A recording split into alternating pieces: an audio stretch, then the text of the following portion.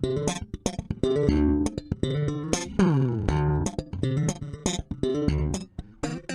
they love me?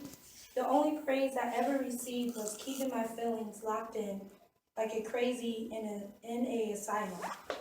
Now when I act like a baby, I get, "You are too old for that," or "You are in seventh grade. You are you're not a baby anymore." So when teachers ask about my childhood, I say I have no childhood. I never got the chance to be one. Hi, I'm Emily Allen. I'm going to be performing Seasons Change. Seasons change, I hold in my rage. Friendships end, textbooks end. The heart burns, but I have learned my mind is weak and tears fall off my feet. People can be mean, but that's below me. My mind is racing, my heart is shaking. Seasons change, I hold in my rage. Over time is fading. Okay, I'm Lauren Flint, and I'll be performing Iridescence. A drop of iridescence ran from the elder's beard and onto my head like he was anointing me with oil. As it reached my head, the droplets scattered apart and rained over me like shreds of rainbow. And I grasped at the drops, shoving them into my mouth. They tasted sweet like honey. And this drop of rainbow, this drop of iridescence, dripped down the sides of my stomach and crawled into my chest. It found my heart and softened it to a fluffy white marshmallow. And a child bit into the marshmallow, but at the core was a piece of glass. And the child's tongue bled. And as I tried to reach out my help, I found nothing but a lush tree that shriveled up at my touch. And I ran down a forest full of bleeding trees, and I tried to bandage their wounds. They were shriveled up into ashes on the ground. And the forest and all its creatures screeched out murder. And I ran to the elder and held tight to his knee, but he pushed me away, and his face started to turn blue and slowly melt. My heart hardened stiff. It was a hard black rock that choked me as I breathed. I stormed through the forest of bleeding trees, and with an axe in hand chopped down the wretched trees, one by one, each of them reaching for the sunlight that had become scarce. And after a while, stumps were all that remained, and so sitting on one of the stumps, I laughed, my heart dropping down to my knees. And that one drop of iridescence I coughed up, catching it between my thumb and forefinger. The object of light glistened. I applied pressure and turned off all the lights, tumbling down, down, dreaming of iridescence and bleeding trees.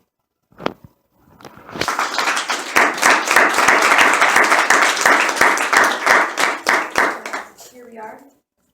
All the pretty boys and sad girls writing anthems for a generation of broken mirrors and crying starlight.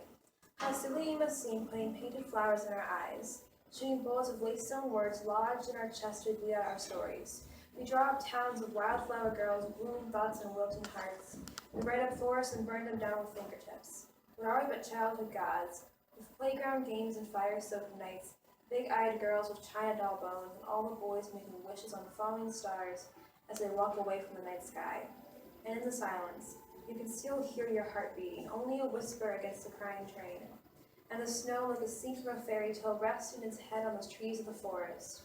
And here we are. Here we are. I'm Parker Phillips, and I'll be reading Equality is Key. When I was just a young girl, I danced and spun and swung and thrown. Equality is key. And on the school bus with the boys on the way to school, we would argue and bicker about who was more cool. Equality is key. Of course, back then, I thought it was all a joke, but now I realize it wasn't all just a hoax. Equality is key. The world seems to think someone needs to hold my hand. Well, now I think it's time I took a stand. Equality is key. Being a girl should not be something people get mad about, and being a boy isn't something that people should be glad about. Equality is key. Being yourself is what we strive for, but instead we try to be something that was never born. Equality is key. I'm not asking for much, I just have a crazy hunch. Equality is key. Women, men, transgender, gay, we all deserve to be happy today. Equality is key. Hello, I'm Lauren Banks, and I will be reading Being by Myself. When it comes to being alone, there's a big difference. There's being alone, depressed, or sad. There is also being alone, but you're enjoying yourself. You aren't antisocial, it's just it tires us out really fast. And being by ourselves can help us get to know ourselves better. When your parents say go outside and hang out, well, you don't need to say, no, I want to be alone. No, you can just go outside for a little while and enjoy the day. I like to be silent and quiet when the atmosphere or situation isn't the brightest. Like, for example, my sister has a boatload of friends over at our house each year for her birthday. I don't want to have people over at our house each year for my birthday. I just want a silent day. So if I hadn't been so locked up, I could have been a different person today. In my friends group, I am the quietest one in it, with the exception of being the tallest and being one of the most intimidating ones. Our world consists of having self-confidence. If I hadn't had this before, I would have been a different person today. I don't want to lose that. Our world is made of being calm until a certain point. And it feels down, it is feeling down as we watch funny videos, or if we just want to be alone at one point or read a book. It helps us in our own way of being happy. It comes down sides as well, as your parents think as you're glued to your screen and you're wasting your time. But we do more than that, than just watching our electronics. We have a tendency to let our parents think we waste our time. No, we like to read, draw, paint, maybe play video games, I must admit. We love showers, as it's our whole day wrapped in one. If you like being alone and having a creative mind, you find it most of the time alone. Our race of human, or race, is very social, and we need to stick together. But we also have boundaries, bubbles as we call them. You have already popped mine. It is the size of the world. Before I'm done, I want to let all parents know that we teens and young children don't think you're embarrassing, gross, or annoying, and so on. It's just, when we come home from a dramatic day of a girl telling us that our shoes are cheap or ugly, we actually already know that. But we just need some time to comfort ourselves. But we don't hate you. We just envy you for your courage in life. Petty Stalin. I align our hands together, palms pressed up against one another. Your thumb barely reaches mine, my pinky dwarfs your index finger in size. I grip your hand tightly as we race down the sidewalk. Your laugh is a sound that brightens your surroundings with more power than a rising sun. I walk quickly to keep up. I try to keep you in sight, but I'm lost in thought until you run up to me, saying my name, and I don't notice until you are a foot away. But I smile and watch as you step upon the shell of a stone turtle and draw a spiral in blue chalk on the ground, and run until I grab your hand in mine to slow you down. This poem is called Middle School. Why does every grown-up say that their middle school is their best years of their life? Well, if that is the case, then why does every girl have a friend group and I can't seem to find a group who I can relate to? I hate that the fake girls come to me with their drama as if I were supposed to take the weight off their shoulders and pile it onto mine. Why do the boys play nice, then like a switch, they are mean and make fun of you with their friends? Why do all the boys date the girls in a friend group and turn them against one another? The few months I've been here was filled with rumors, drama, boyfriends, crying, fake friends, bro friends, changing friend groups, and a shattered heart each and every day I come to middle school. Oh my goodness, doesn't really happen to me. So, moving on from the pain someone once caused, trying to pause the world around me, but that's the loss. I think it's funny watching the tears fall down my face, laughing because I made another day. I think it's good that I turned the other way. Now I need to pray that maybe they would go away, pray that my fear would fade away, pray that my feelings would disintegrate, pray that my brain would forget to stay. I'm begging, I'm pleading, my heart is beating, chasing away the fear I was given, feeding the pain I've learned, leaning in to hear the words they were saying. I know I was misreading, expecting them to laugh. I'm begging, I'm pleading, my heart is beating, this was misleading. I understood you completely, going back and rereading all the painful things that were said, ganging up on me when I was weak, stepping all over me, acting like I'm a comedy. They said they would stop, she didn't, she never will. I'm Lauren Flint, and this poem is called Like a Woman.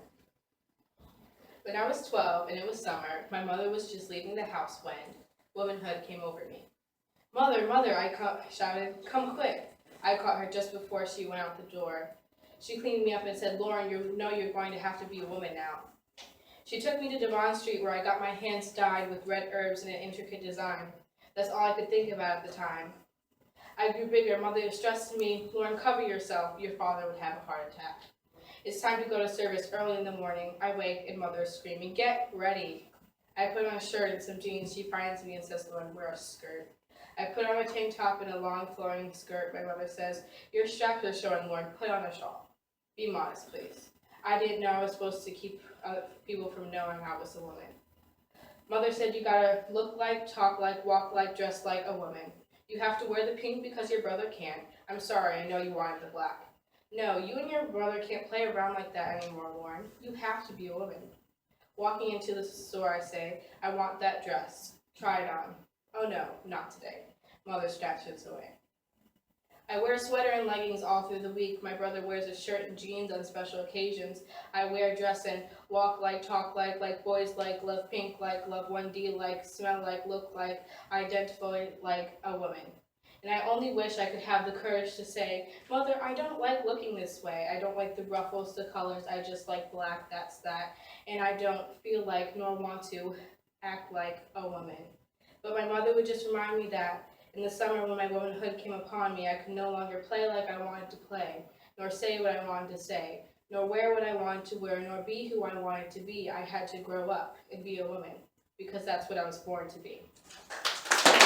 Poem. Star-stitched sky quilt, blanketing my shivering arms with seas of goosebumps, embraced by the twisting arms of trees, like willow girls with snow-painted cheeks. I breathe in the choking winter air, heavy in my throat like swallowing old poems. Vintage photograph towns sleeping while night opens its eyes. The black lamps flicker against the sky and she opens her arms. She breathes along in the scent of thick smoke and a faint promise of rain. I tell her secrets buried under breaths. I whisper song lyrics as I comb her long hair, a rooftop friendship. I reach my hand to hers. It feels like home. I ask her where she's been all these years, how many smiling faces she's seen this late at night, how many crying.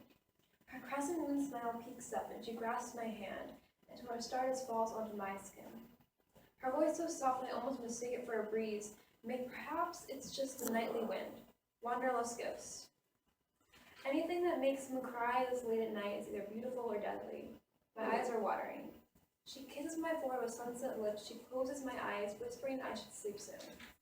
So I let her sit me down on my pillow and I take her small gift of dreams, wrapped in a silver bow.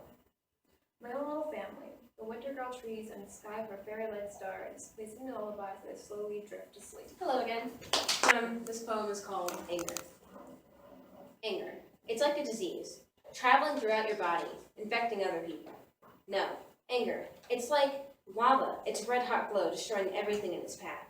No, anger. It's like a war, accomplishing little with the loss of so much. No, anger. It's like butter. It's addicting, and sometimes it makes everything better at first glance. But after the facade of peace and happiness comes down, the damage is perceptible. This poem is called Ireland.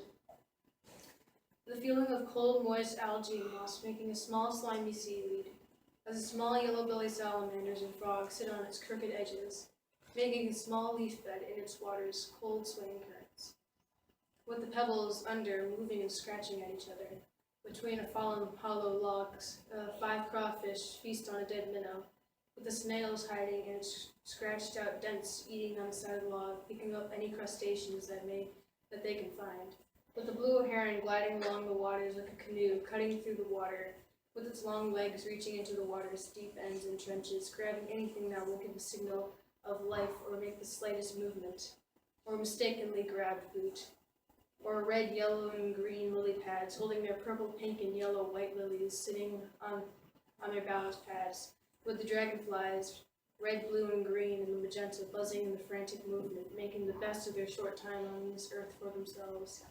The water hoppers, jumping aimlessly through the water, making small, calm ripples, flowing past one another, shoving their way across the riverbank, with the bull elk standing at the riverbank, getting weeds and shrubs to eat off of, with the stream flowing with an abundance of salmon and freshwater bass returning to their birthplace for the very last time, as their young to pass on their family bloodline, with the hills and mountains yelling with the triumphant scream and telling any other intruder to respect the boundaries. Now it's my time to travel through the giant pine tree forest and smell the sap drip from the trees, branches, and trunks, with the deep bushes and trees holding my kind and laying down its soft, sharp needles, reminding me that all good things come with a kick to them.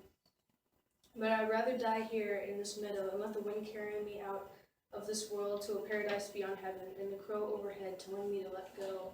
I only see my lake and mountains, with my elk leaping on the riverbank, leaving only footprints of doves. We cannot put a fence around a garden. It would rob it of its beauty and being one of a kind.